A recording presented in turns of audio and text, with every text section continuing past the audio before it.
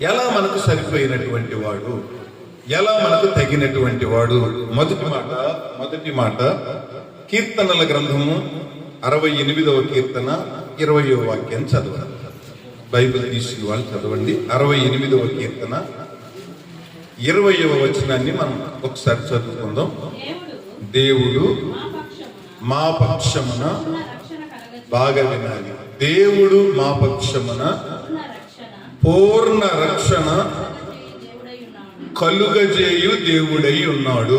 చాలు. మనకు తగినటువంటి దేవుడు ఎవరు అని చెప్పానంటే, మొదటి మాట పూర్ణమైనటువంటి రక్షణ మనకిచ్చేవాడు. Perfect salvation.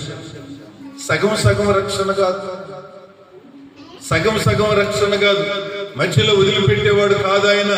మనల్ని ఒక్కసారి ప్రభు పట్టుకుంటే, మనం ఒక్కసారి ప్రభువుని ఎరిగితే పట్టుకుంటే, ఆయన ఎక్కడి దాకా మనల్ని తీసుకెళ్తాడు అని చెప్పంటే, the complete salvation he will give. పరిపూర్ణమైనటువంటి రక్షణ, సంపూర్ణమైనటువంటి రక్షణ. ఇశ్రాయేలీయులు ఐగుప్తు దేశాన్ని దాటుతూ ఉన్నప్పుడు, దేవుని బిడ్డలారా, దాటి శూరరణ్యము గుండా 3 దినములు ప్రయాణమయ్యి ఎర్ర సముద్రం దగ్గరకు వస్తే, ముందు ఎర్ర సముద్రము, వెనక శత్రువులు వస్తూ ఉన్నారు. దేవుడు ఒక మాట చెప్పాడు మోషేతోటి.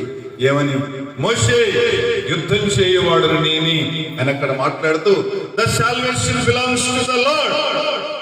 రక్షణ యెహోవాదే, మీరు ఊరుకుండండి. అయ్యా, శత్రువులు వస్తూ ఉన్నారు. ఫరో తన సైన్యాన్ని పంపించాడు వెనక్కి తీసుకెళ్ళడానికి. నో, ఫరోకి భయపడాల్సిన అవసరం లేదు, ముందున్న సముద్రానికి భయపడాల్సిన అవసరం లేదు. ఫరోని నిలబెడతాను, సముద్రాన్ని పాయలు చేస్తాను. నేను ఎవరిని అని చెప్పానంటే, మీరు ఊరకుండుడి, రక్షణ కలుగు చేయవాడు యెహోవాయే అంటాడు. The battle belongs to the lord. యుద్ధం యెహోవాదే, మీరు ఊరకనే నిలుచుండి రక్షణ కార్యాన్ని చూడండి అని.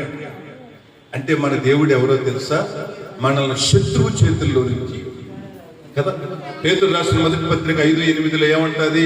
అపవాది అయినటువంటి సాతానుడు